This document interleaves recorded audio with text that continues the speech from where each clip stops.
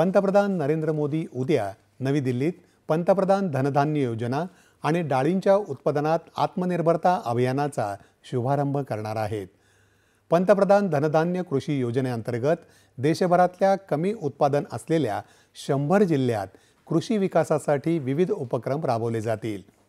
प्रत्येक शेताला संचयन सुविधा, विविध प्रकारच्या पिकांची लागवड, सुलभ पतपुरवठा आणि अन्नधान्याचा साठा करण्यासाठी व्यवस्था अशा उपक्रमांचा यात समावेश असून यातून शेतकऱ्यांचं उत्पन्न वाढवण्याचं उद्दिष्ट आहे। तसंच शेतकऱ्यांच्या उत्पादनाची 100% खरेदी हमीभावानं केली जाणार आहे। देशाला डाळींच्या उत्पादनात स्वयंपूर्ण करण्यासाठीच्या उपक्रमांचाही पंतप्रधान प्रारंभ करतील। यामुळे अन्नधान्याची आयात कमी होऊन येत्या काळात देशातल्या अन्न सुरक्षेमध्येही वाढ होईल असं कृषी मंत्रालयानं म्हटलं आहे।